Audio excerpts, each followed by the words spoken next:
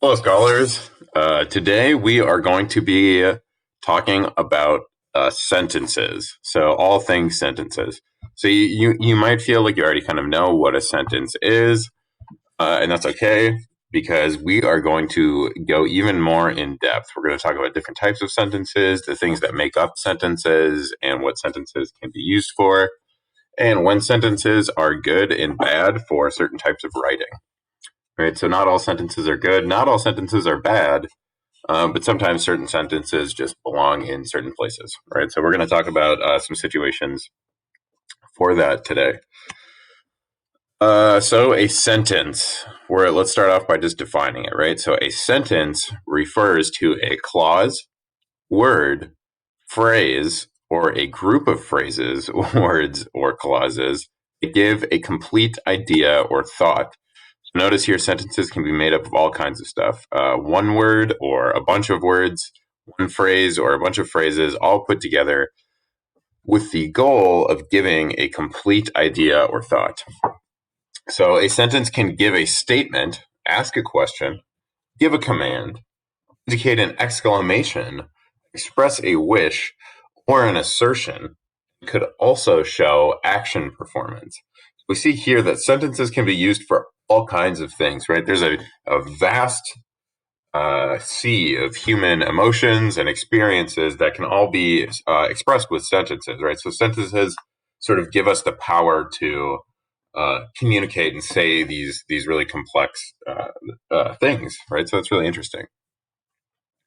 When writing, a sentence always starts with a capital letter and a full stop, exclamation, or a question mark that ends the sentence. So a sentence always has to come to an end of some sort. And sentences can end with different things, as we talked about last week with punctuation, and we'll go over again today. Sometimes they're periods, sometimes they're exclamation marks, and sometimes they're question marks. So let's look at some examples of sentences. This top one says, "The girl is cooking some stew." This kind of sentence shows a statement, right? So this is something that is happening, and it's just a statement of what is happening.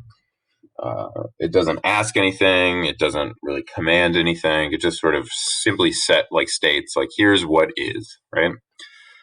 This next question doesn't state anything because it's asking, is it raining, right? So the question is it raining? So this sentence asks a question. It has a capital letter at the beginning, but it ends with a question mark in this situation.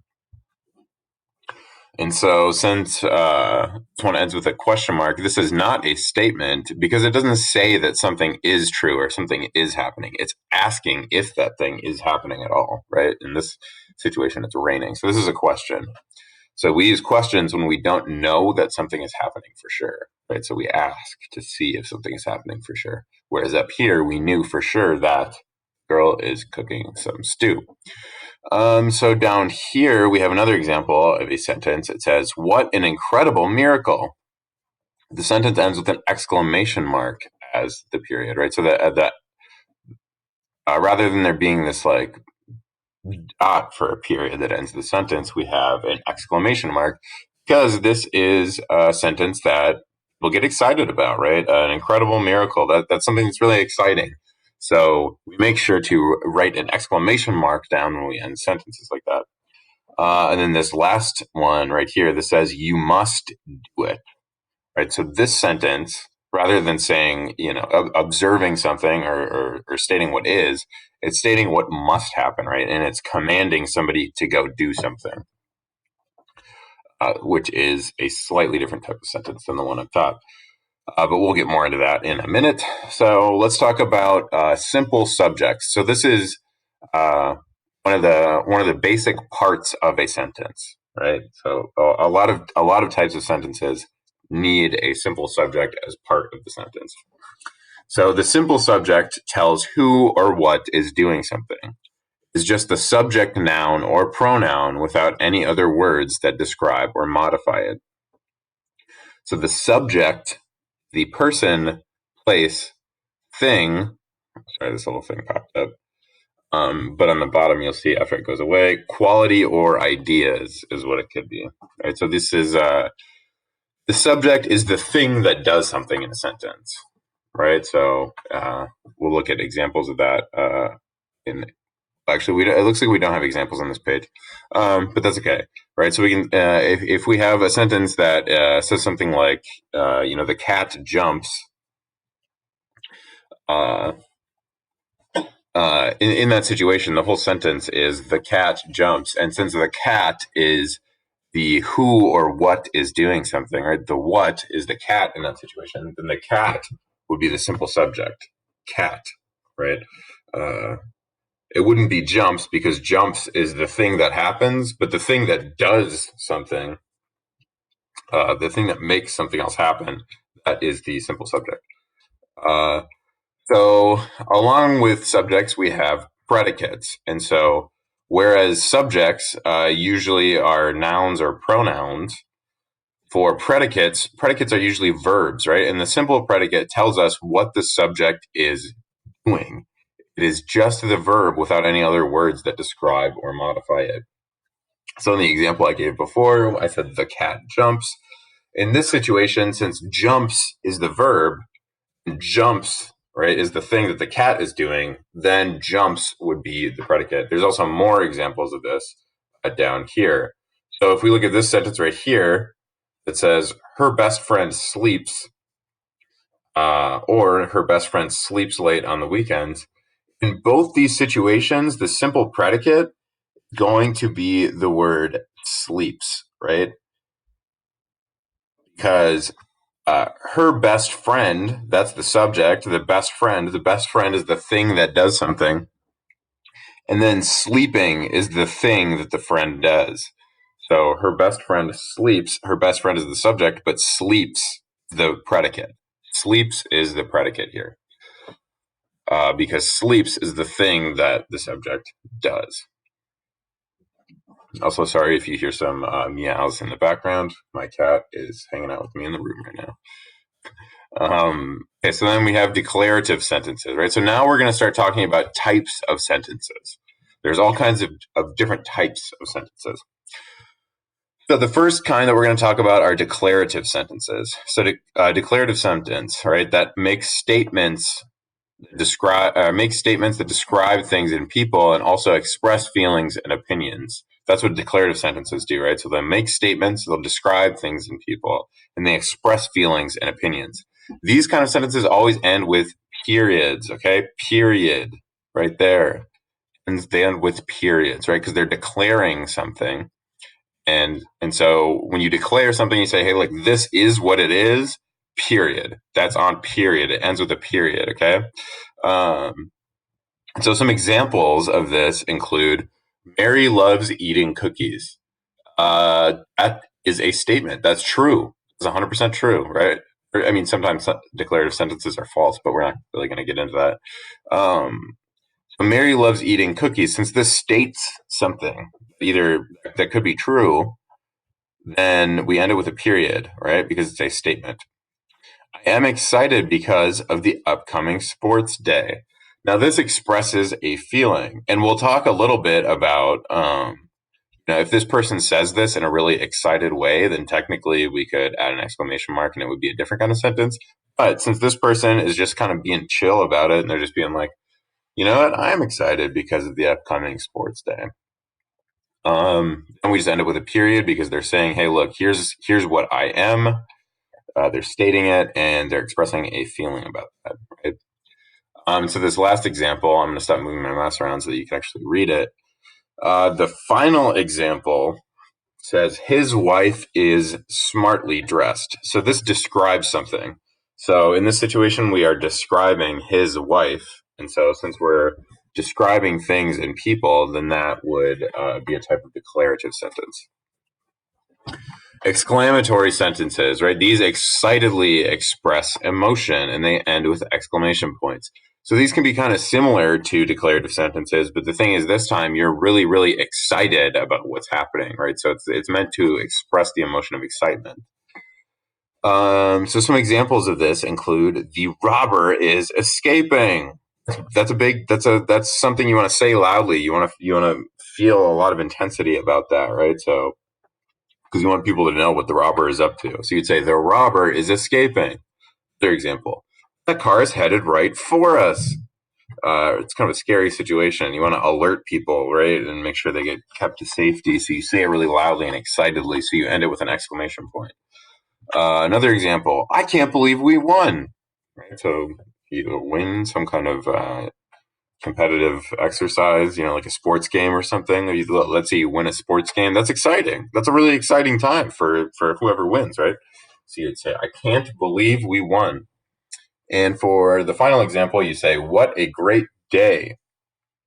Ends with an exclamation point, right? It's exciting. Imperative sentences is another type of sentence that's different from declarative and different from exclamatory. These are imperative sentences. And these are sentences that express a command, instruction, or request.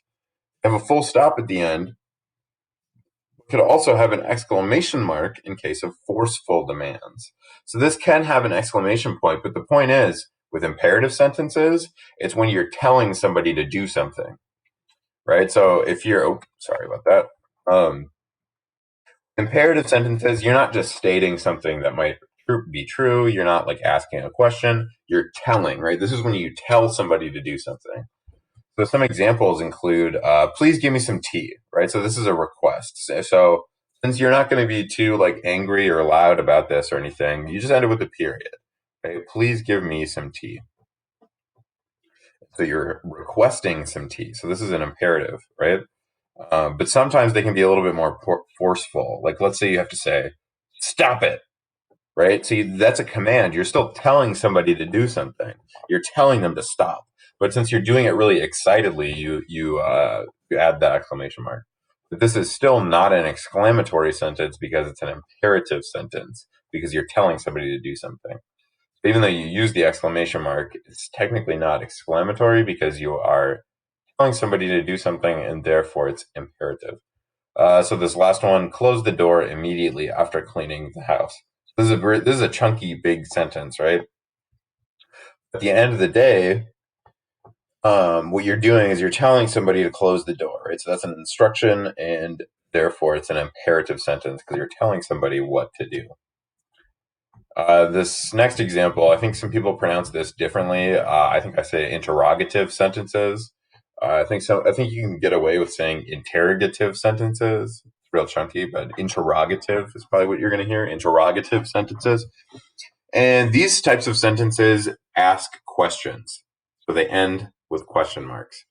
They can begin with words like do, why, what, how, when, did, where, right? So all these words are words that you can start an interrogative sentence with. And so interrogative sentences, this is basically just a fancy way of saying question, right? So anytime you're asking a question, you're using an interrogative sentence. So some examples, right? Are you going home? When is the graduation? Why didn't I take notes? When you have interrogative sentences, that means you don't fully know the answer to something. You don't know what's happening. It's not like a declarative sentence where you say, okay, I know what's happening. This is happening. The girl is cooking stew. That's a declarative sentence, but and when it's declarative, you know what's going on. But when it's interrogative, you don't know what's going on. So you're asking, right? Are you going home? So interrogative is for when you don't know what's happening and you have to ask a question. Okay? So now that we're done with the types of sentences, let's talk about some components of a sentence, right? So this is a sentence fragment.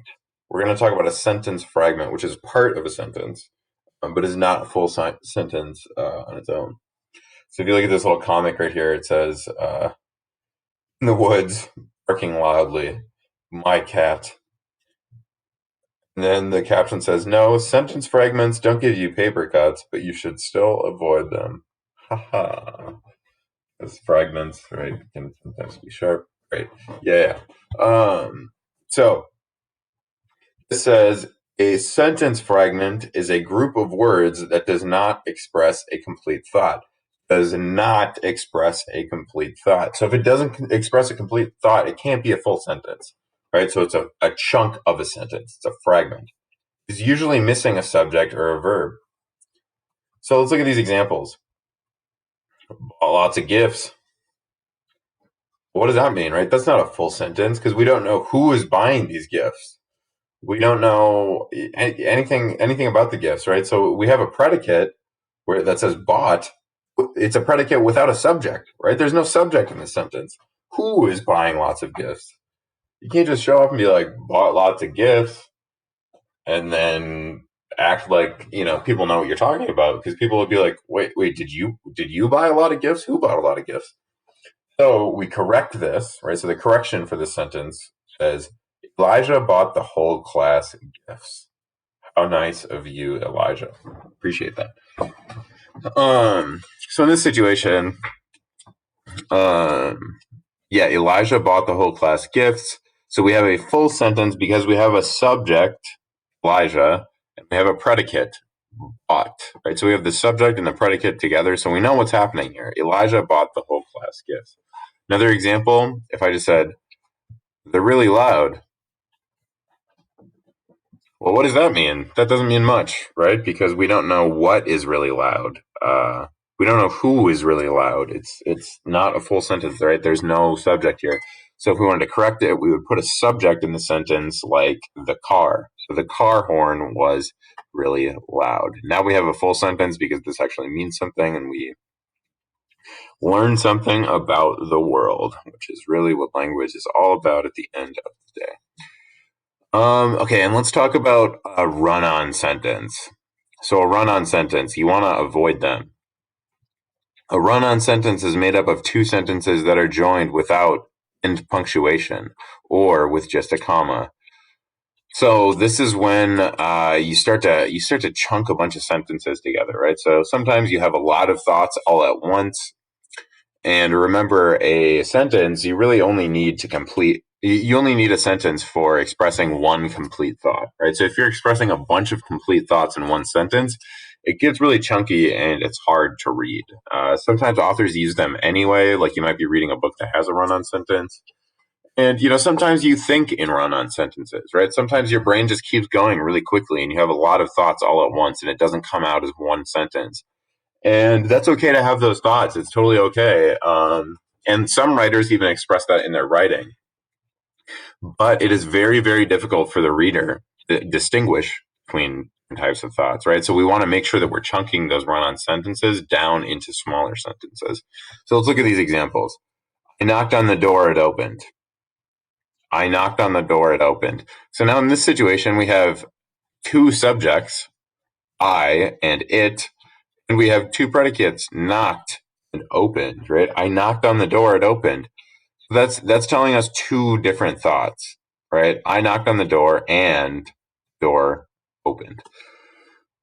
And then down here it says, it started raining, we ran inside. So we have two different things happening, right? It started raining and we ran inside. So these are both, that's two thoughts, right, that are being expressed in one sentence. So we have a run-on sentence. It's too long, it's too chunky. We got to break that up. So to fix a run-on sentence, you got to separate it into two sentences. Add end punctuation after the first sentence and capitalize the second sentence. So you see this first example, I knocked on the door, it opened. We turn that into two different sentences. I knocked on the door, it opened, right? Two sentences now, because this is one whole thought and this is one whole thought. This next one says, it started raining. We ran inside. So that's, so we took this one chunky sentence up here and then we broke it into two sentences, each of which expressed their own thought. And then it looks like we got a couple sentences right here that are running on in this little comic. This one's got AirPods. So that's pretty great. And I believe that concludes our lesson today. If you have any questions about anything that just happened, make sure to go back, rewind the video, watch it again. And if you still have questions after that, make sure to reach out to Miss Anderson, Mr. K, or Miss Foster with any questions you have about all that you learned about sentences today. Have a good one. Bye-bye.